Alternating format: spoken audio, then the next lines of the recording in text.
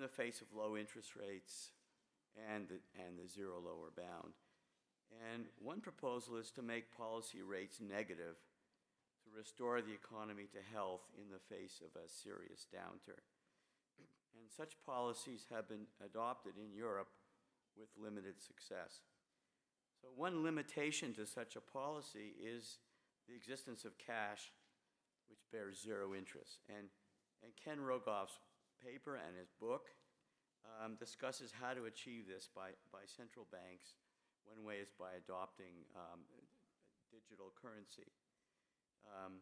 So my work with Andy Levin, that's going to be discussed as a discussion, complements this paper. What we posit is that introducing account-based central bank digital currency in a public-private partnership could actually produce the outcome of an effective negative interest rate policy. The approaches taken by the Riksbank, the Swedish Riksbank, and other central banks in Europe may provide a practical template for the Fed to follow. Indeed, Andy is now a scientific advisor to the Riksbank on their e-krona project. And as I've argued in earlier work with Pierre Siklos, who's here, that central banks of advanced small open economies have been, in recent decades, have been at the forefront of innovation in monetary policy. Sweden, Norway, Canada, New Zealand are the pioneers. And one or more of them will likely show the way forward on this subject. And perhaps the Fed, as has been the case in the last 10 years, will follow with a 10-year lag or so. So I want to have a call on Ken to give his paper. 30 minutes. Thank you. Thank you very much, Mike. It's a pleasure to be back at Stanford in the Hoover Institution. I was a National Fellow here in 1987, and it was a fascinating year and a fascinating place. I first want to say that my paper is joint with Andrew Lilley, who's a graduate student at Harvard. I also have to, I work in my 2016 book has a lot about these issues I'm going to talk about today. I tried very hard to be comprehensive in my citations in the book, and Andrew and I produced a paper which also tries to be very comprehensive in its citations. But I did not realize that Andrew and Mike had written this great recent NBR paper, which I basically agree with much of it. It also makes me realize that as the session chair and as my discussant, I have two of perhaps the 6 people in the world who think this idea is not crazy. But I'm sure we'll get a lot of comments on that from the audience. So a first point is that I'm talking about the long run. I don't care if I'm not talking about doing serious negative interest rates if there's another recession. We're not ready. We haven't taken the various tax, legal, regulatory changes that are needed. These are, I would say, pretty minor administrative issues. And if you look at the Nordic countries, Switzerland, they have by and large been able to settle these rather quickly, but that doesn't mean that we could in the United States. There are lots of little ways to game the system if you don't deal with it. However, no country has really done negative rates in the way that I think I'm talking about in my book and my Journal of Economic Perspectives paper and this paper with Andrew, which is really to find a way to prevent large-scale cash hoarding, which is, I think, by far the toughest problem to deal with. It's a central problem to deal with, and if you don't deal with it, you can't do very much. You can do these mild negative interest rate policy that has been experimented with in Europe and Japan. And by the way, I think that my summary of what the empirical literature on that is, it worked about as well as other alternative monetary policies, which, by the way, was not very well, but that it something similar. If you can find a way to do that, then you're able to do much more. My book suggests several ways you could have negative interest rates, including doing nothing to the current system except finding a way to pay negative interest rates on cash, having digital currency, and finding a way to pay negative interest rates on paper currency. You really don't care about small depositors. You don't care about people with a few $1,000s. And I don't want to quite say it's trivial, but it's pretty easy to find ways to exclude almost everyone from the negative rates. What you're trying to do is prevent pension funds, insurance companies, financial companies from doing large-scale cash hoarding, tens of billions of dollars. You're not doing this to lock in extra profits for the government. You're doing it to stimulate the economy in a deep recession, a financial crisis, and to raise inflation expectations. This clearly, the United States is the country which is definitely not first in line to do this. I appreciated Mike Bordo's introductory remarks, and I think there's several reasons for that. One is, as the vice chair said, the U.S. is in a pretty good place. It's actually growing. It's not in the same situation as Japan and Europe, and therefore, although the neutral interest rate is lower, its pressures are not as severe. There are also other issues that there's a lot of U.S. dollars held abroad. I consider that at length in my book and argue that nevertheless, scaling back currency would save a lot more money in crime, tax evasion, even if you change them both just a few percent than you're making from foreign holdings. But nevertheless, that issue's there, which it's really not for very many other countries. And Europe and Japan are at the zero bound. They've been dealing with this problem for a long time, and I'd say by and large not very successfully. That doesn't mean it won't be a problem in the United States. If you look at the research, Kiley and Roberts' Brookings paper might have some extreme assumptions. There's debate about it, but I don't think anybody argues that the issue of the zero bound is going to be likely to be important. For a long time, there's a paper by Holston, Laubach, and Williams that's very widely cited, looking at the international evidence and showing, particularly for other countries, but even for the United States, the issue of having the zero bound is something that's going to be very problematic. Now, the way we've constructed the paper and the way I'm going to construct my talk, and I think Mike and Andrew's paper is constructed somewhat similarly, is, okay, you hate this idea, we get it.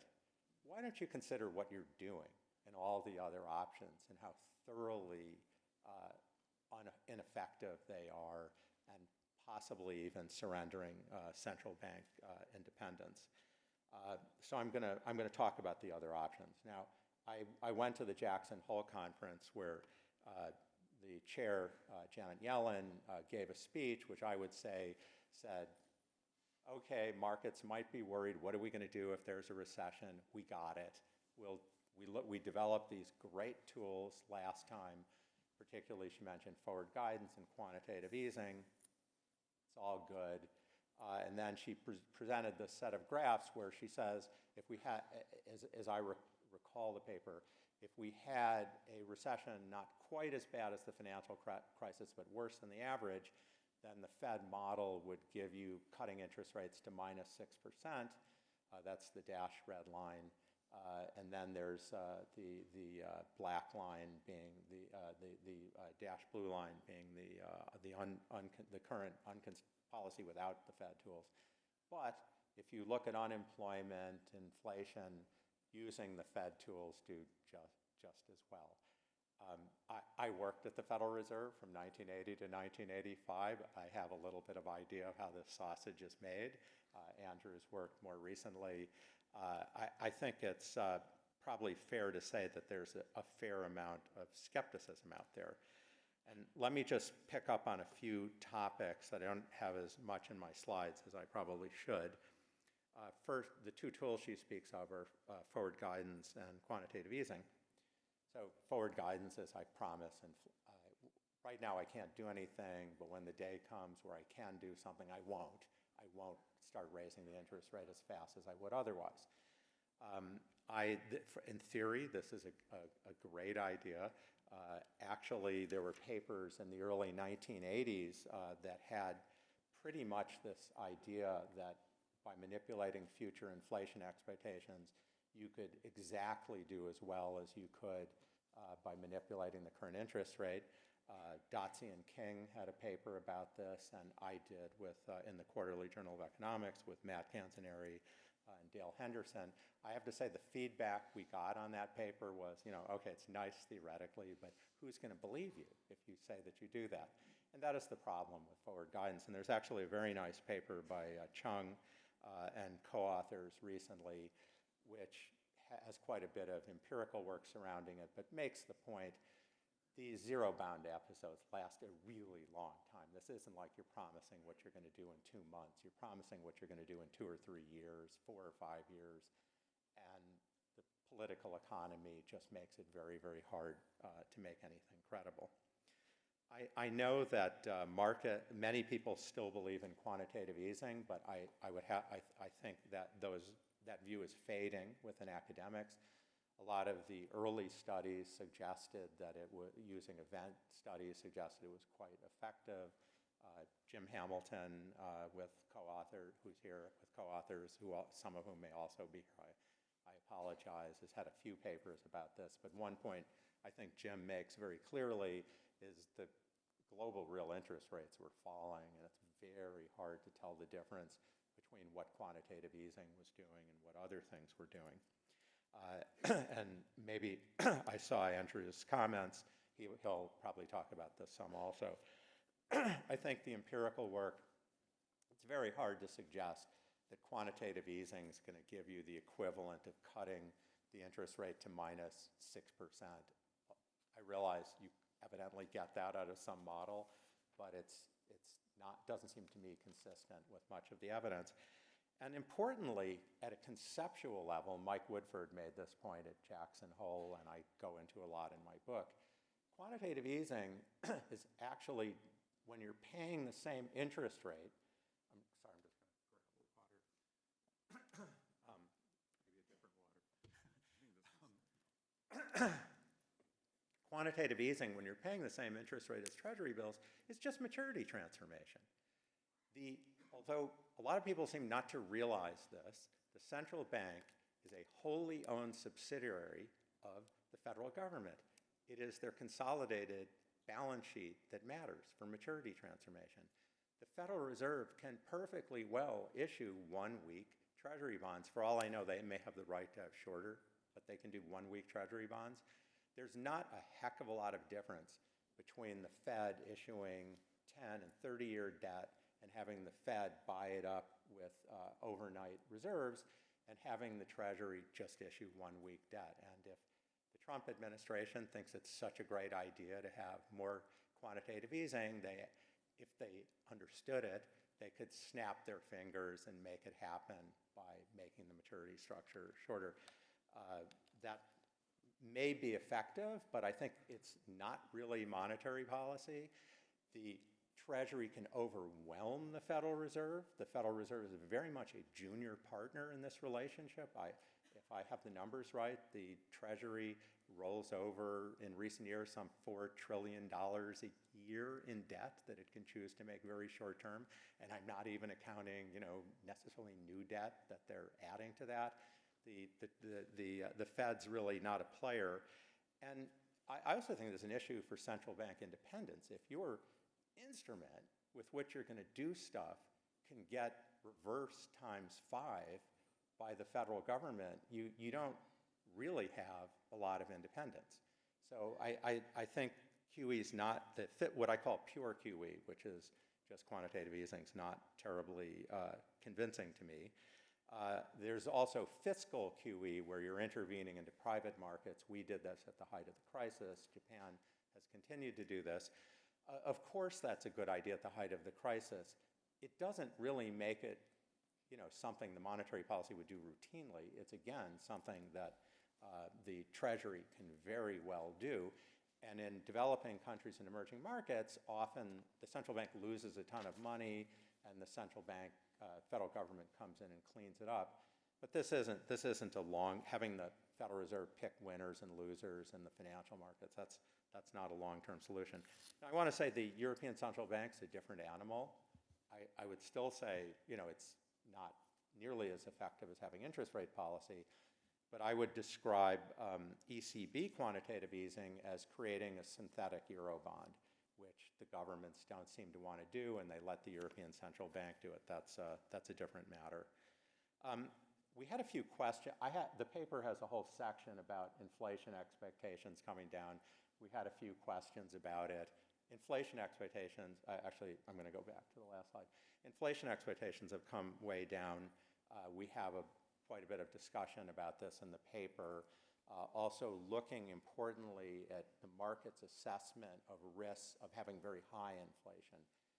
And until recently, that was still significant, going far out, of having a period where, for whatever reason, fiscal dominance, some shock, people thought the Fed might need to inflate substantially for a sustained period, and that's become very low.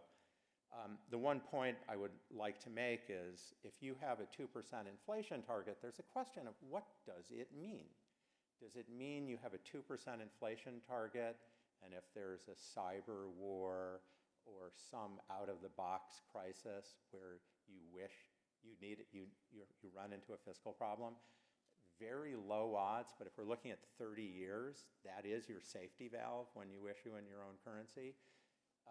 You'd think there'd be just a tiny, a few percent chance that you might need inflation for a while is going to raise inflation expectations above 2%, unless you think that you're in less than 2% a lot of the rest of the time. I think the normal situation would be to have inflation expectations at around, say, 20 and 30-year inflation expectations at 2.5%, 3%. Stuff happens. And I agree with Krishna's question earlier that the drift downward in inflation expectations makes you wonder, have markets lost confidence in that the central bank could inflate the debt away?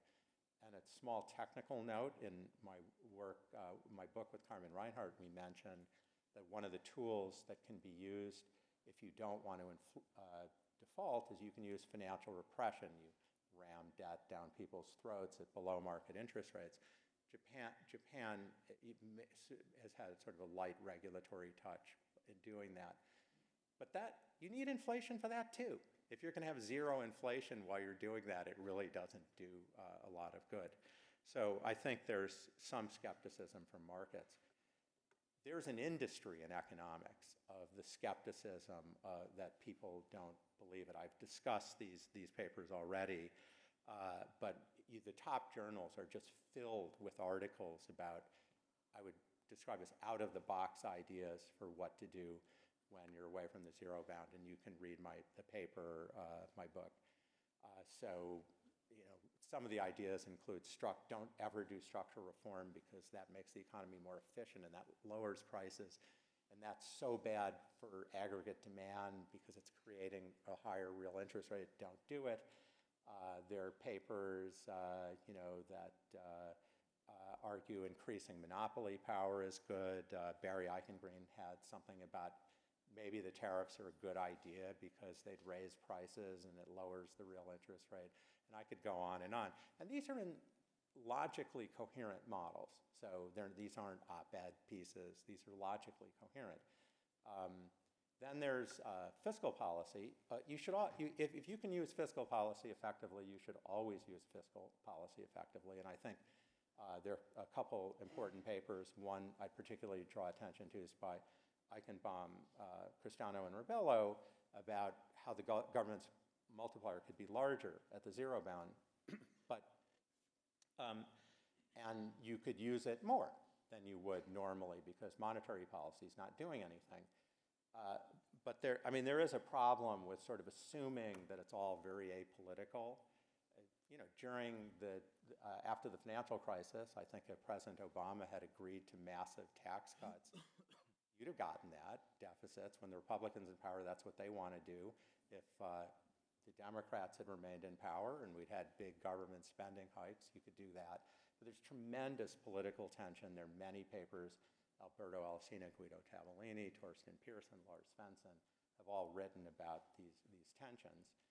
And if you can't make your policy going forward credible, you're saying we're doing this, but the person who comes into office may completely do something else, it's much less effective. And Eichenbaum, Cristiano, and Rebello make that point.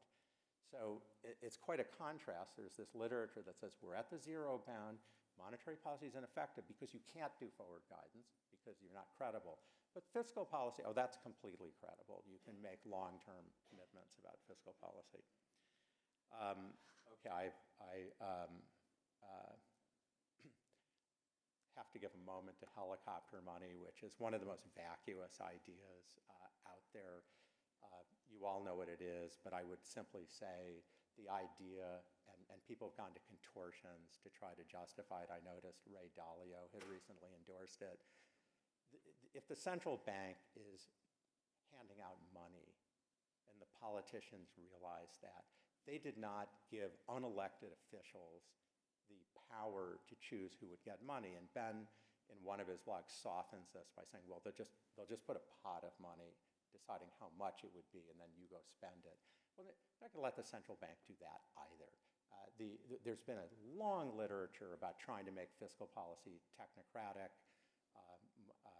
My student, Julia Pollack, had articles about this, and I wrote something with her a long time ago. People tried this. I think there's a reason that doesn't work. A very clever idea was proposed by Marty Feldstein, which was to have tax rates rising over time and to create negative interest rate policy that way, have sales taxes rising. So you're creating rising prices.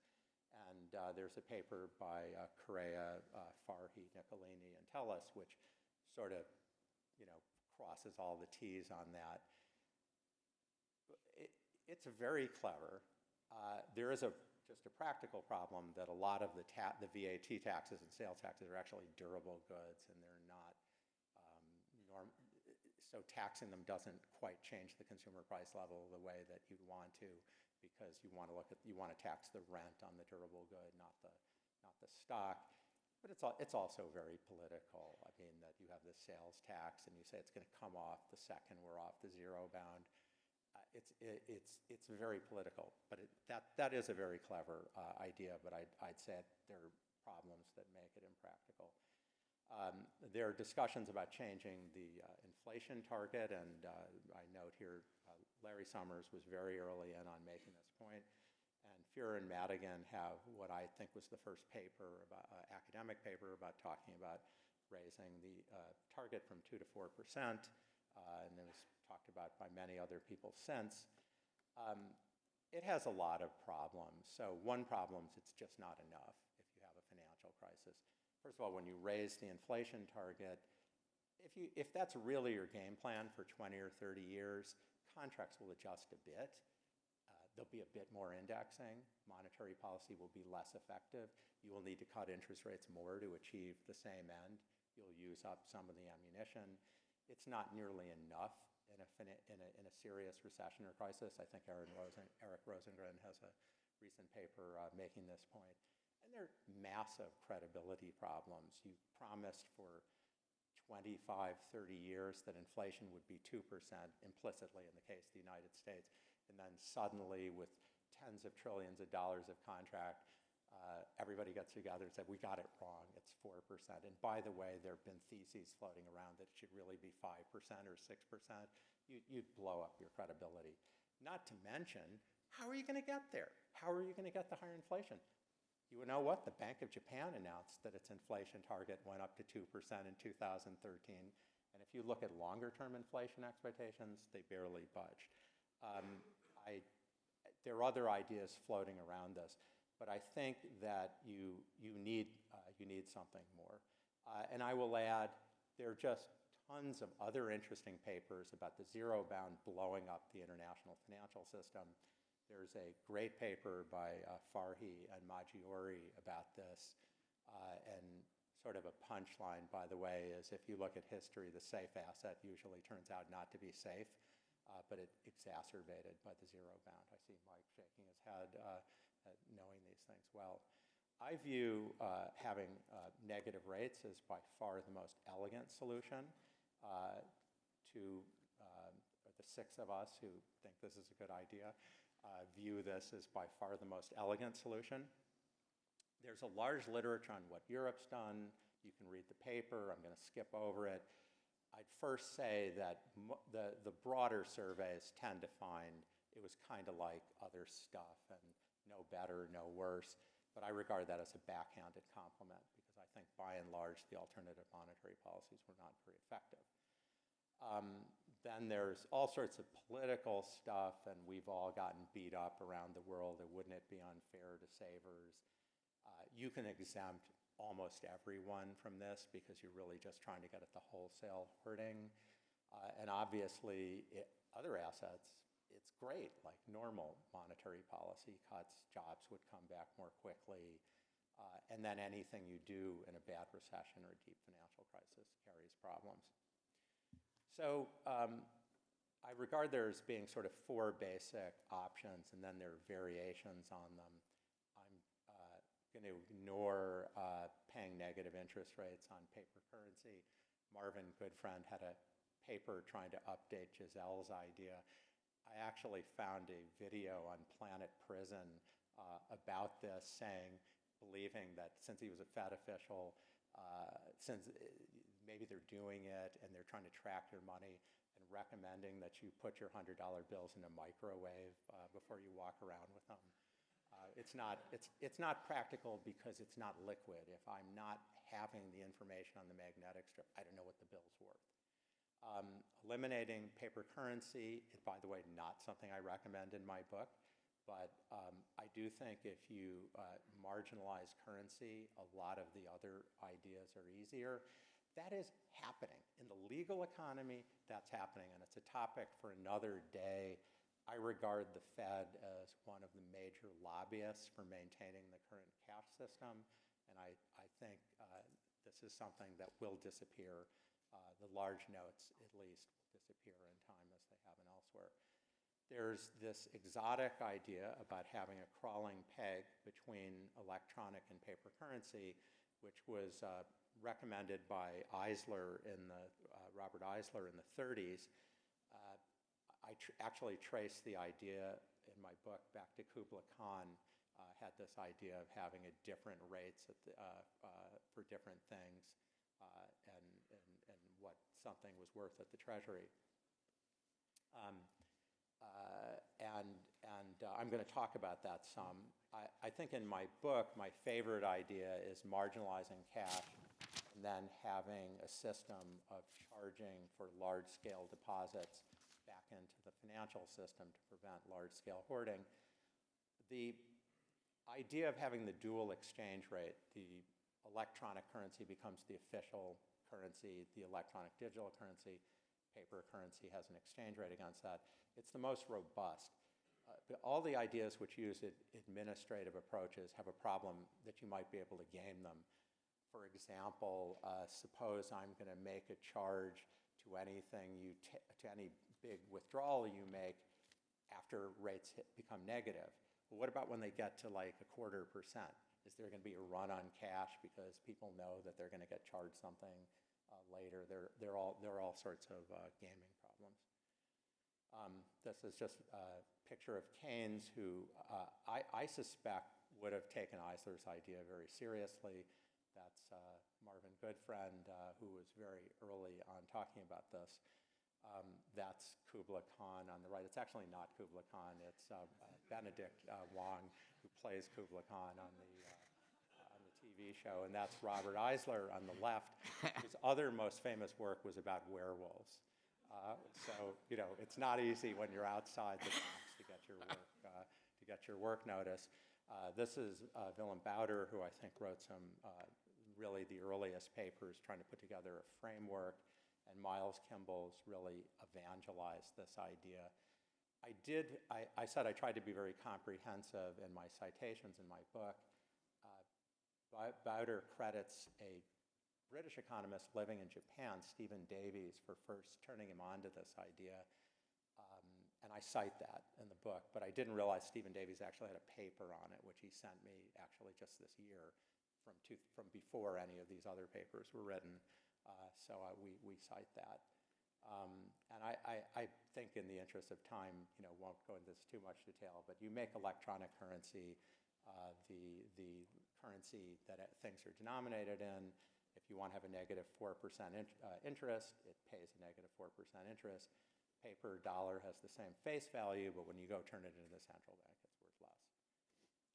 There are some caveats to this idea that they're not actually perfect substitutes, so what rate do you set? It's inconvenient that paper currency doesn't have the same rate. It sounds dizzyingly complicated, although I'd like to point out that most countries, most of the time, through most of history, have had dual exchange rate systems, and this really isn't. It's really just for transactions purposes.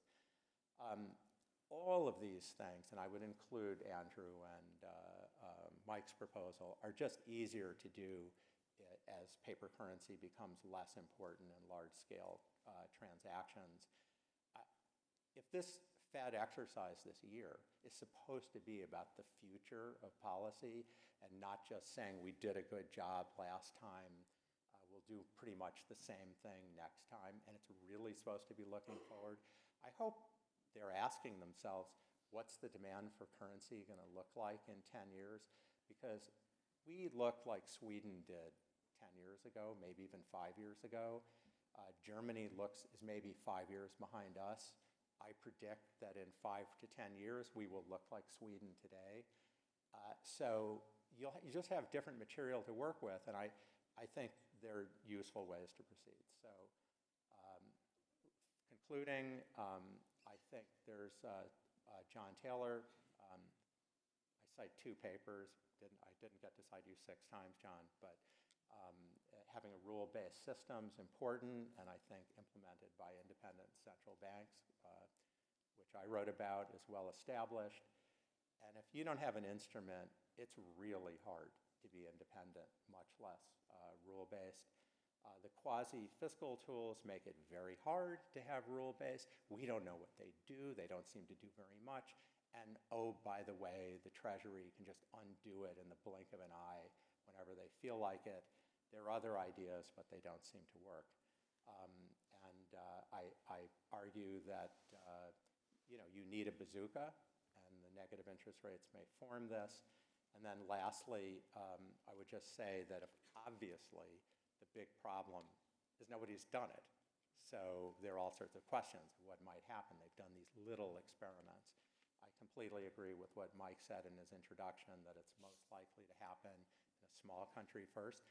And I also agree with this point, before you expect. It's probably going to happen, maybe in the next 5 years. And I suspect in the next 10 years, we'll see it in a big region, in Europe or Japan, and we will eventually see it in the United States. Thank you.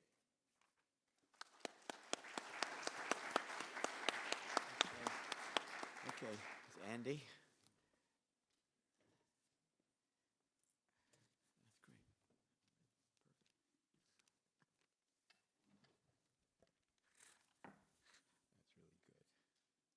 Well, it's really great to be able to provide some comments on Ken's paper and lecture. I wanted to just start by giving a tribute to John Taylor. He was my advisor back in the distant past.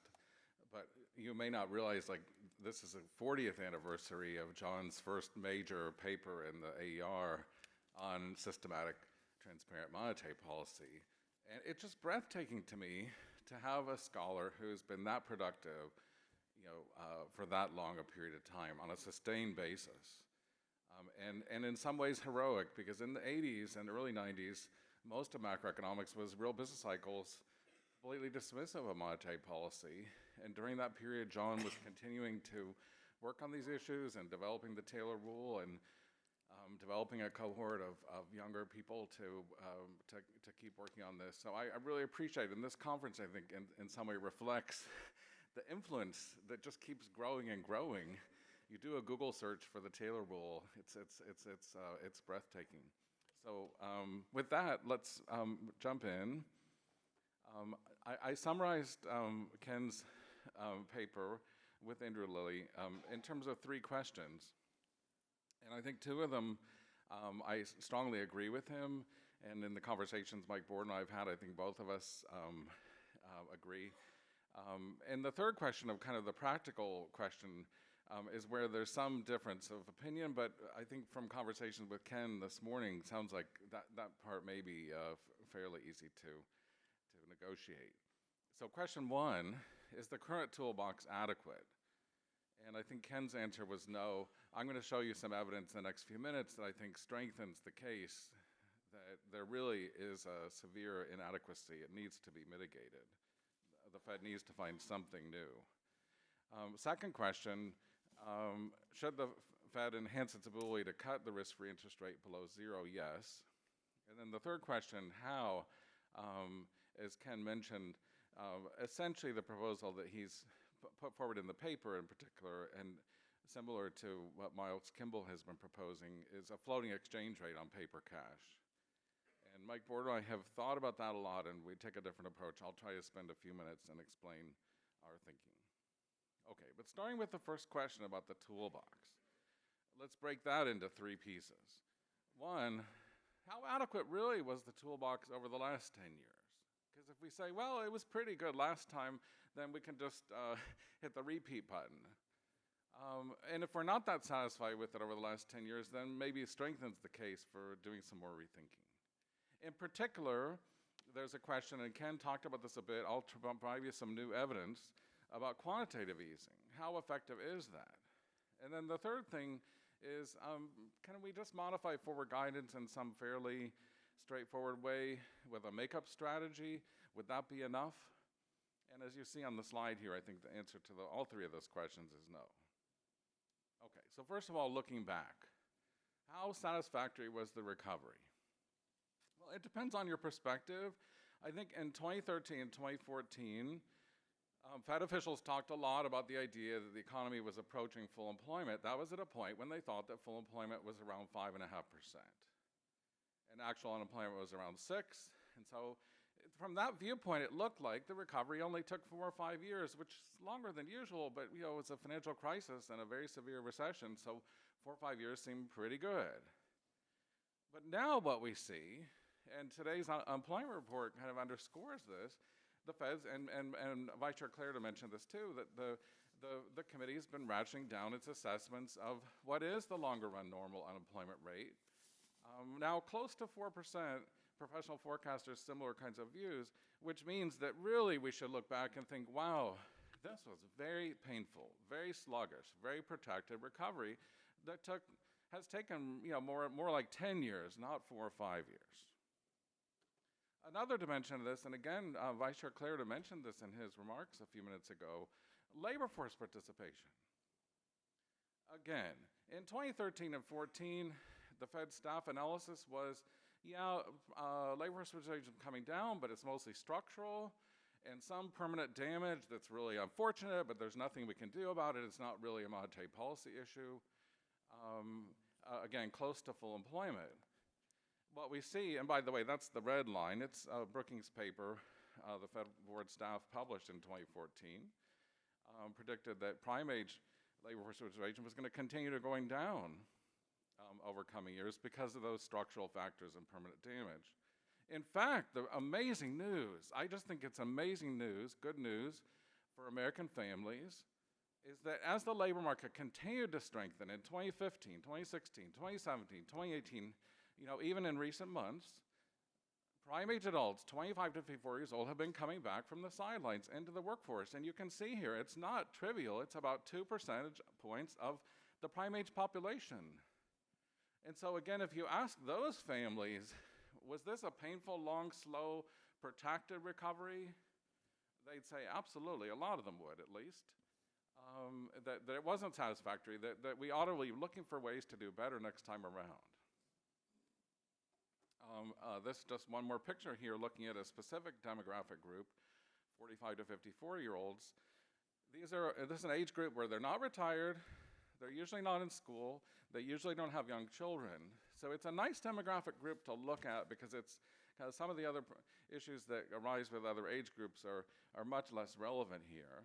And you see in this picture that these groups have been recovering, both male and female, steadily, pretty steadily for the last several years, and not all the way back to where they were in 2007.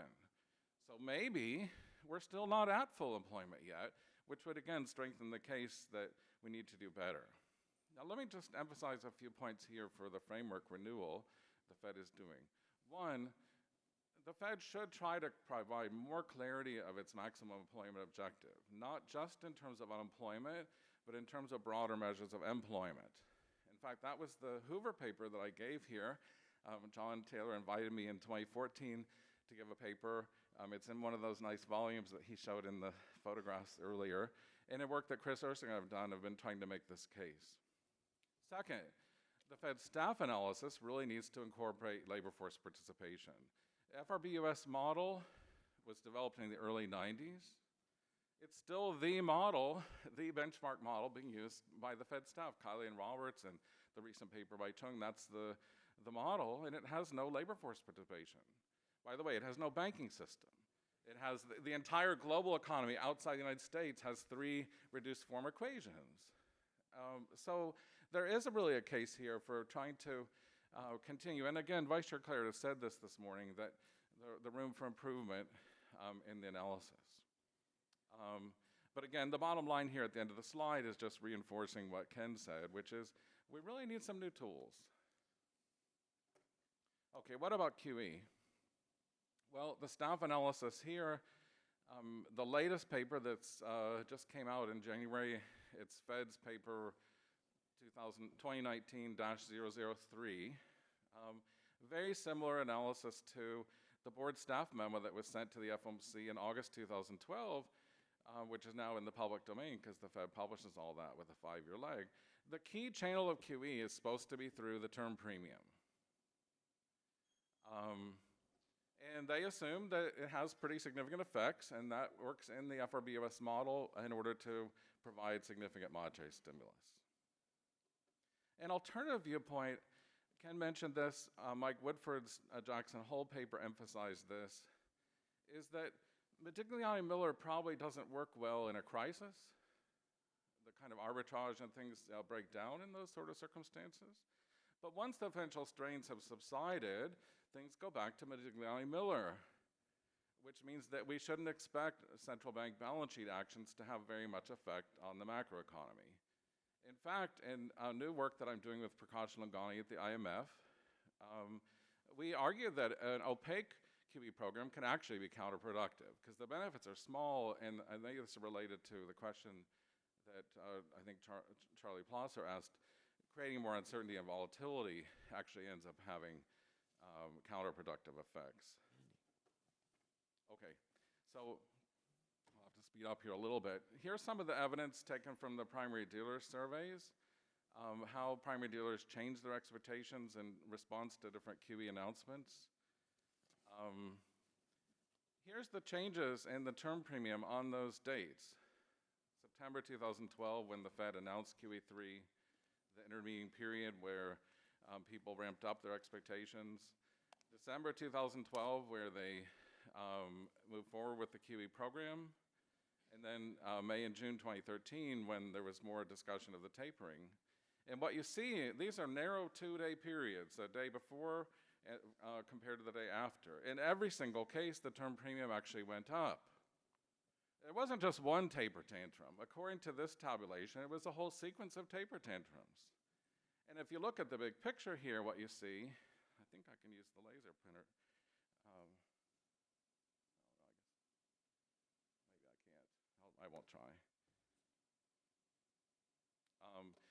The term premium on net went up a lot during the QE3 and finally came back down over the subsequent period. And again, the New York Fed's survey of primary dealers emphasized exactly Charlie Plosser's point that the program was contributing to heightened uncertainty about the Fed's view of appropriate policy. In terms of the macroeconomy, I'll just show you the charts here. It's really hard to see visible effects of QE3 on non-farm payroll growth, on real GDP growth, or core inflation. And in our paper, we have similar pictures for the euro area and Japan. I guess I won't have time to talk about the makeup strategy, except just to say that even the paper by Bernanke, Kiley, and Roberts finds that a makeup strategy by itself is not going to help much. You really have to go much further in terms of a very specific forward guidance and make it transparent and credible in order to get much. And that's in the FRBUS model. In other models like McKay, Nakamura-Steinson, and Angelinos-Leon, the other AR papers, there's really big limits of forward guidance. Okay, so in terms of our proposal, and I think related to Ken's proposal, we should go back to basics. What are the goals of the monetary system? Oh, thank you so much. Medium of exchange, store of value, unit of account. And in particular, the monetary system should serve, well, less sophisticated, lower income families, vulnerable communities, and small businesses. Because the truth is, a big corporation or a wealthy investor, they have lots of ability to hire advisors, financial advisors, portfolio managers, or you really need a monetary system that works well for ordinary people and small businesses. In my view, the problem with the proposal of a floating exchange rate between paper cash and digital cash is it's very complex and opaque. If you ask ordinary people and small businesses how would they like this, I think you get a pretty consistent negative reaction. So that means to me that this is not the right way to go. The alternative that Mike and I proposed, and I don't need to say much about it because it's in our chapter in the Hoover book from last year and in our recent NBR working paper, is to use public-private partnerships between the central bank and commercial banks to provide digital cash to the public. The interest rate on digital cash would become the primary tool of monetary policy. And in a severe adverse scenario, you'd be able to cut that rate below zero. In particular, there's no reason to abolish paper cash. You establish fees on large transfers. And by the way, Ken raised some questions about technical details. We've thought a lot about that. Maybe we can talk in the Q&A about it. But no implicit taxes or fees on ordinary households and small businesses. The goal of the proposal that Mike Bordo and I have made is to improve the monetary system, make it work better for ordinary families and small businesses. So I'm just going to jump to the last step here, the scorecard I call it. The current system is not adequate. It needs to be improved. It can be improved, not just for monetary policy, but also in providing effective monetary and payment system. The Lilley and Rogoff proposal, which is the Kimball proposal, does address this issue of the monetary policy, but not really in a way that's very appealing to small businesses and ordinary families. We think, and again, we can discuss this now and debate it, but Mike and I have tried very hard, and we've traveled all over the world, and I'm having lots of conversations with people at other central banks that are grappling with this, including the e-krona at the Bank of Sweden. How can you help create in a digital world, create a better monetary system that expands the ability of the central bank to preserve price stability and promote a fast V-shaped recovery, at the same time that you provide a better monetary and payment system to ordinary businesses and families. So I'll stop there. Thank you.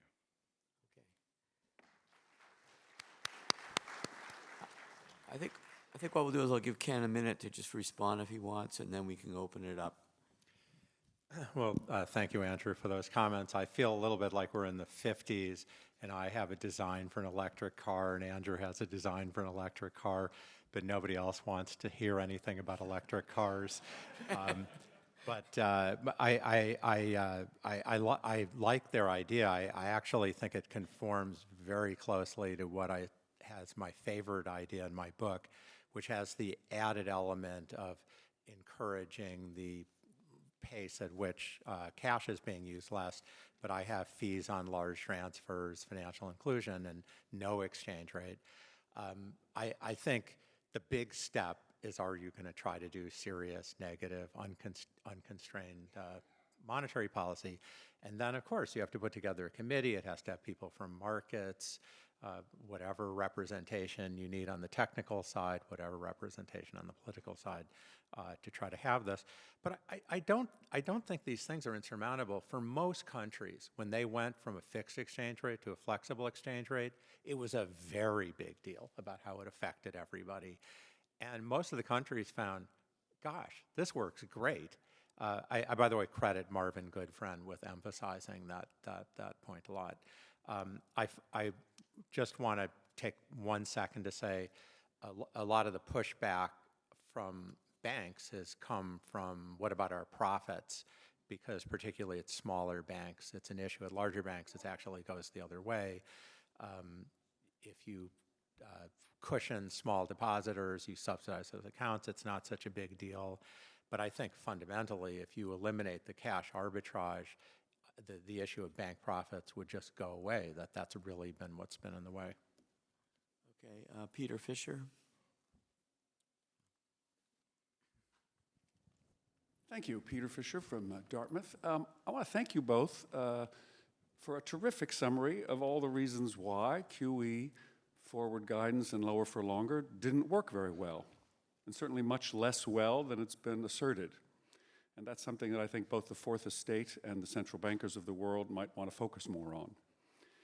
But I'd love to ask each of you, Ken and Andy, to be a little more precise about the transmission mechanism you expect your version to work through of negative rates. So if you're going to get negative rates, Ken, you alluded to, well, it's going to get the pension funds and the insurance companies not to hoard cash, and they're going to do something else. Well, what is that something else? You also said it will lead to faster rates of employment. I think you've got a little more of a burden to explain how that's going to work. And Andy and Mike, I know, have thought about something I care about, the steep yield curve. And it's not just bank profits you've got to worry about. You've got to worry about whether the banking system's balance sheet on the liability side starts to contract too quickly. You're not going to get a lot of credit growth. It might be an offset to the steep yield curve. But I just want to press you each to think a little, explain a little more the particular transmission mechanism you think your version of negative rates is going to work through. Well, I mean, it works exactly like monetary policy works. You're asking the same question. If you've taken care of the administrative, legal, and regulatory issues, it's exactly symmetric. So, and I know credit would there'd be more consumption, more investment. You get the issues of credit expansion having to do with bank profitability, and if people can't arbitrage into cash, that issue goes away. Okay, just briefly, Peter and I have talked about this quite a bit, and I've learned a lot from conversations with Peter Fisher. I think a big reason for moving in the direction that Ken's recommended and that Mike and I have been writing about is to get back to V-shaped recoveries instead of the kind of lower for longer. When we think about conventional monetary policy, like the recovery in the early 80s, during 83 and 84, it was happy days are here again, okay? We had a V-shaped recovery. Well, that's because monetary policy had lots of room to cut as much as it needed, low enough so that you got a pretty fast recovery going, and then they quickly normalized. And so I think that if we can get into that world again, businesses, consumers, families, they're all going to be very happy. So it seems like, I mean, by the way, Ken is talking about this as decades away. I think that this doesn't have to be decades away. It could be, maybe 3-4 year process to do this, but it doesn't have to be decades. Okay, John Cochran. Well, you're waiting. I agree. It's a 3 or 4 year process, but I think it's decades away, like our electric cars. I want to thank both of you because it was a beautiful overview. And a quick note and then a question. In fact, Ken, the Treasury could issue overnight debt if it wanted to, and I think it ought to. It would be a big solution to all the balance sheet problems. The question, I entirely agree. All the others are ineffective or pie in the sky, exactly as you've said. I also agree electronic interest-paying digital currency is at low cost is a great thing. In fact, the Treasury could be doing that too. If attractive, that'll happen on its own, and it'll happen on its own for other reasons, not to give us negative rates. And then by the way, you get to have negative rates. I want to express, though, a little skepticism on the hopefulness that this will quickly produce V-shaped recoveries and that it will be so powerful on its own. The premise there is that the problem in a recession is a generic lack of 1930s Keynesian aggregate demand, that our economy is just unidimensional. Something goes wrong, and no matter, if you have cancer, just have a little cappuccino. You need some stimulus. Anywhere the stimulus comes from is as good as anywhere else. And that the recession comes from somewhere outside the Fed, and then the Fed's job is to heroically step in and provide this unidimensional aggregate demand. In fact, lots of other views disagree. The credit constraint types think the problem is there's a bottleneck in credit markets, and no matter how much aggregate demand, if the banks aren't open, you can't do it. That was Ben Bernanke's famous view. The sort of supply side view that structural reform is needed. Also, you can add the aggregate demand you want. It's not going to help. Lots of countries have persistently high unemployment, terrible labor markets. There's nothing their central banks can do about it. And that may be the reason we had a slow recovery. I don't know what happened in 2015, but not obviously something. So the other view of the Fed is, let me invoke Milton Friedman, that lots of recessions happen because the Fed screwed up, made matters worse, told the banks to hold back, and that the best thing for the Fed to do is simply not to screw up, as it did not in 2008. Make sure that the banks are open and working, and don't pretend that it can be the one to step in place and solve the structural reform problem, especially in Europe and Japan. I certainly strongly agree with the point about Keynesianism's become sort of a secular religion in a lot of circles, and it's missing a lot. And if you really look across countries, the structural issues, someone asked me recently, why does Europe have worse performance than the United States? And I pointed them to Ed Prescott's work on tax differences. I had a slide that I skipped over saying monetary policy is not a panacea. I did want to mention one interesting point about, again, people talk about digital currency. There's also something, a game the Treasury can play. We actually have something called Treasury Direct. It takes about 5 minutes to set up. You can hold up to $20 million down to $100. You can make payments to other people on Treasury Direct. In fact, it's here. It's just, they don't advertise it because I think the banking system would go crazy if they started accumulating too much money. They charge no fees. So that's proof of concept that this can be done and does not necessarily have to be done entirely by the Fed. And one last point is there's a difference between the digital currency you want to use to buy an apple, which it's high transactions cost, cash is still very convenient. But if you're paying your rent, it's something you're just doing periodically. I think a lot of the issues of having retail digital currency are very straightforward. Yeah, okay, Mickey Levy, and then Mickey Levy, this is just a simple question followed on Peter and John's point. If you hold retail accounts harmless, that is constrained for the consumers, keep the zero bound for the consumers, but not wholesale accounts, then that doesn't change their incentive to save or invest, and so you're not going to get this pop in consumption, and so it's all about expectation. So if you think of consumption as 70% of GDP, how are you going to stimulate that if you don't impose negative rates on consumer accounts? And then the other question is the transition from where we are to where you want to go. So the Fed starts out by talking about, its very powerful toolkit, and then in 2012-13 we heard about how powerful QE was, and now instead of coming out and saying, gee, they weren't powerful, the Fed just kind of muddles and mumbles. How do you transition to, how does the Fed transition to where you want to go and maintain credibility and build confidence in the business community where you really want to change their expectations. Well, sure. Chris Ursig and I wrote a paper a while back where we looked at disaggregated vector autoregression, which components of consumption respond to a monetary policy shift. And what we found was the biggest shifts happen in consumer durables, like auto sales, refrigerators, and home construction. So I think the answer to Mickey's question is, in terms of this transmission mechanism, and does it matter whether the retail accounts have a zero or negative rate? I would say no, it doesn't matter, because what matters to a household that's thinking about buying a car is how big, what's the car loan rate? And when car loan rates were zero financing for 5 years, it made it much more appealing than when it was 2 or 3% or 4%. If the car loan rate went below zero, a family that's thinking about buying a new car was like, wow, that's really cool. They're going to pay us to take the new car, and so they might make the purchase. The amount that they have on their $1,000 in their checking account is not really material to those kind of decisions. So again, Mike and I have thought about this a lot. We think this should work fine. So maybe, do you want to add something? Sorry.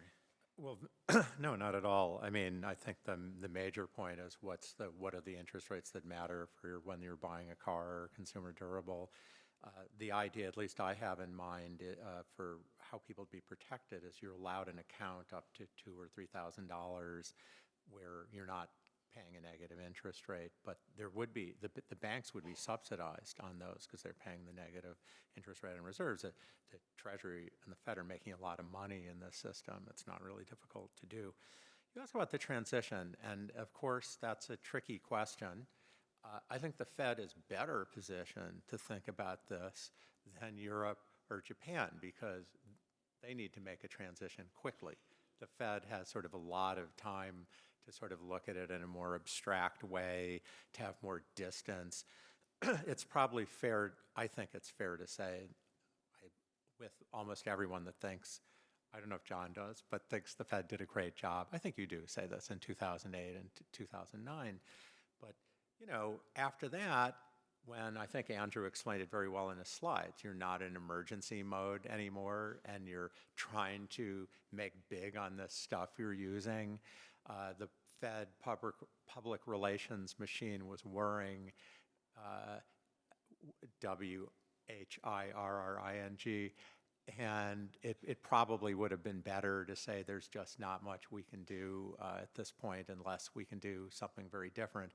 If you want to do fiscal policy, great, but that's a very difficult position the Fed often finds itself in, is it wants to sort of encourage markets to think it's got everything under control, and there's obviously don't want to come out and give a speech and say we're helpless. But I do think the academic work's guiding them in that direction, and it will get easier and easier to say over time, because I think that, to me, that's what the weight of the economic research that's coming in everywhere. Okay. Hi, George Selgin.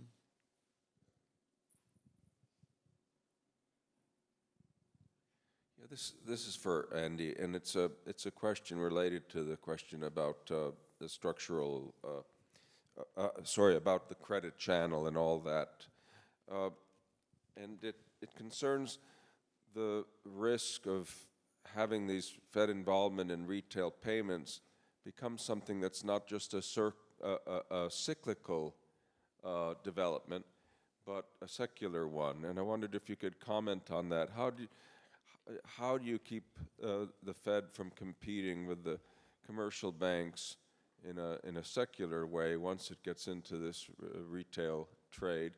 And if you can't do that, isn't there a concern about the allocation of credit in the economy and the Fed becoming even more important than it is now as an intermediary of credit? So Mike and I have a new NBR working paper from January. It's coming out in the Cato Journal, where we talk about some of these practical issues. And George, we've talked about this too. I think that the idea of a public-private partnership is crucial to digital cash, and this is a conversation I've been having with people in Europe and Japan as well.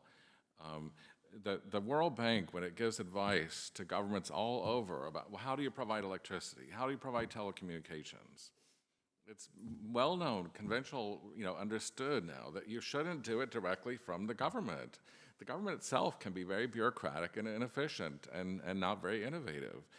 Public-private partnerships, especially where there's a bunch of private enterprises that are competing with each other, is state-of-the-art in infrastructure and telecommunications and port facilities and all the rest.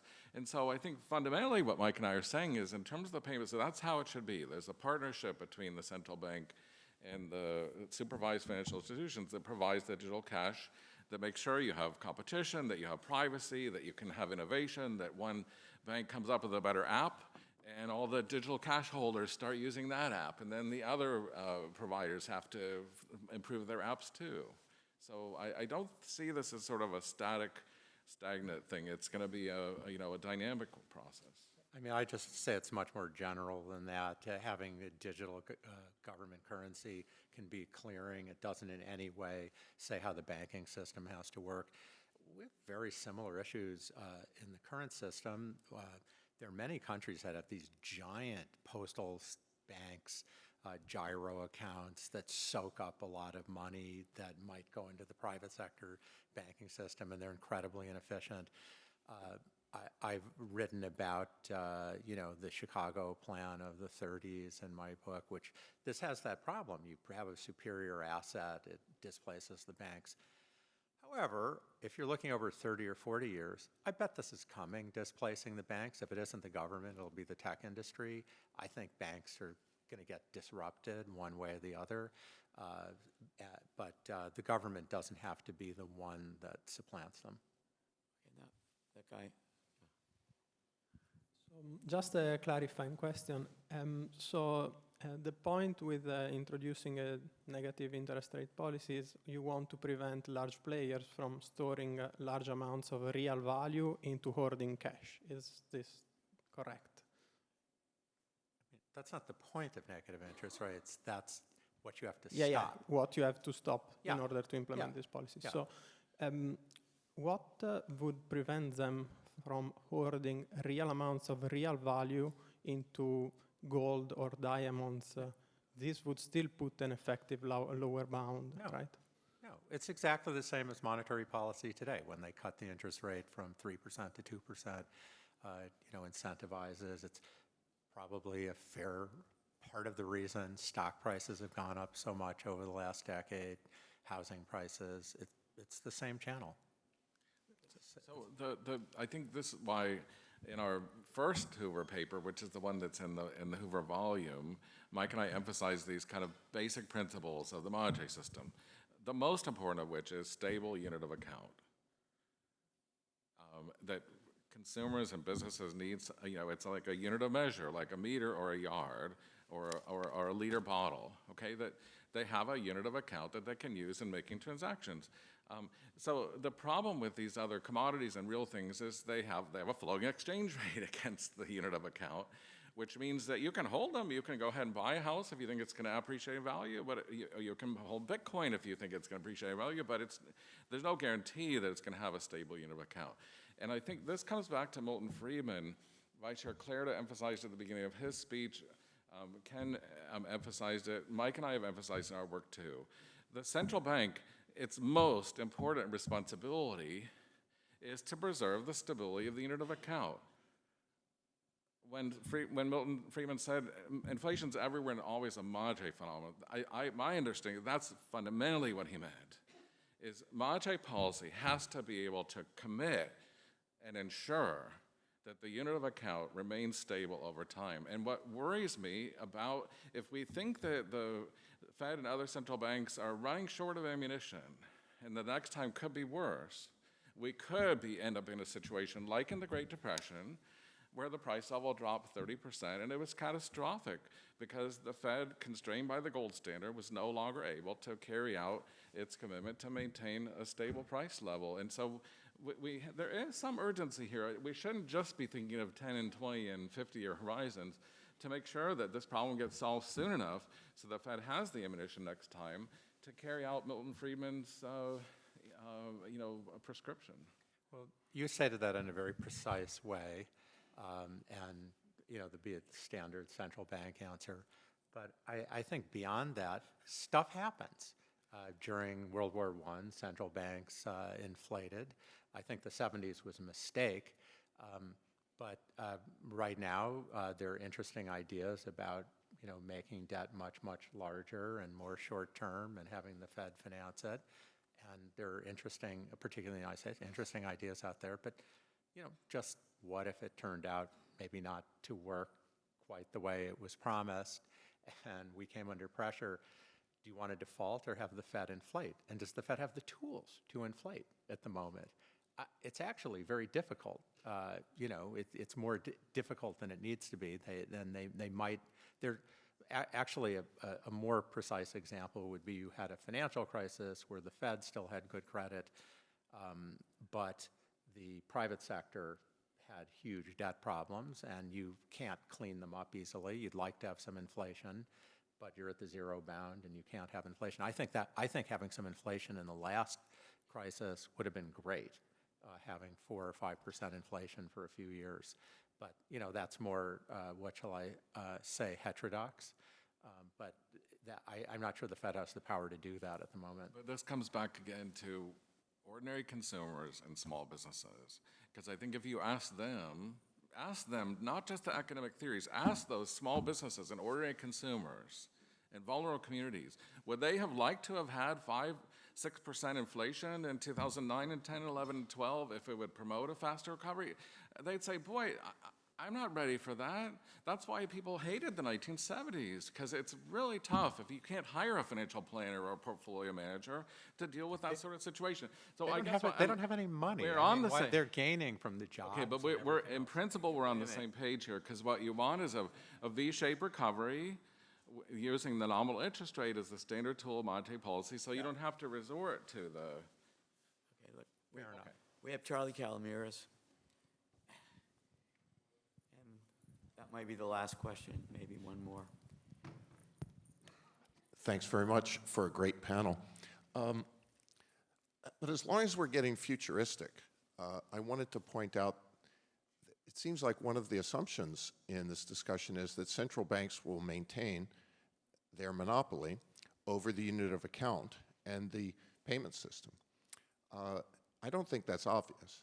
So I think you could imagine stable value cryptocurrencies that wouldn't even be using the dollar and that wouldn't have to be part of this, let's say 3 or 4 decades from now.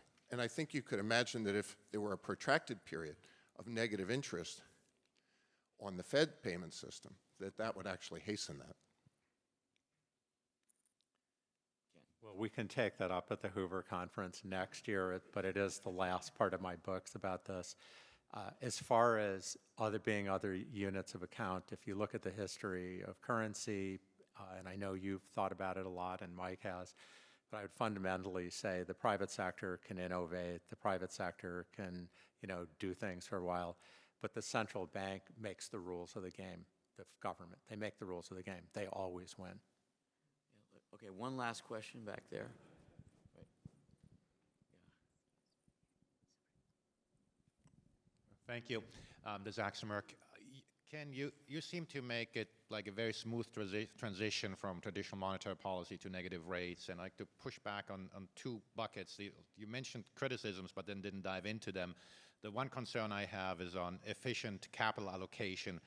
I do have some questions on whether that is indeed happening and whether it happened after the financial crisis as well. You mentioned about the survival of zombie companies or creation of monopolies. But the question I'd like you to answer is the other bucket. You did mention fiscal policy would always be more efficient.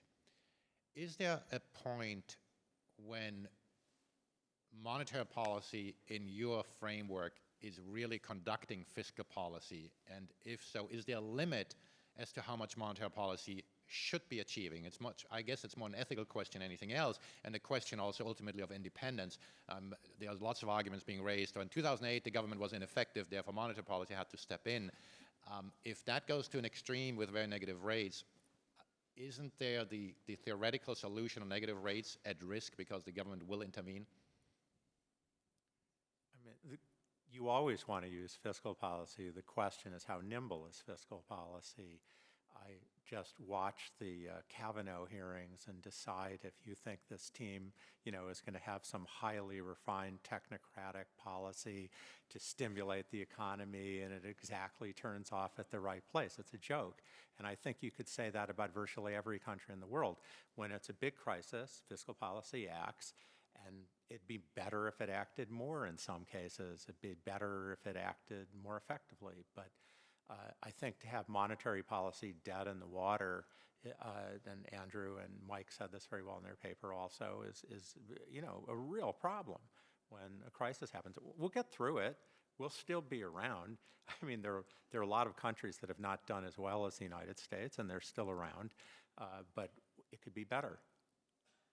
Okay, I think we're going to stop here, take our break.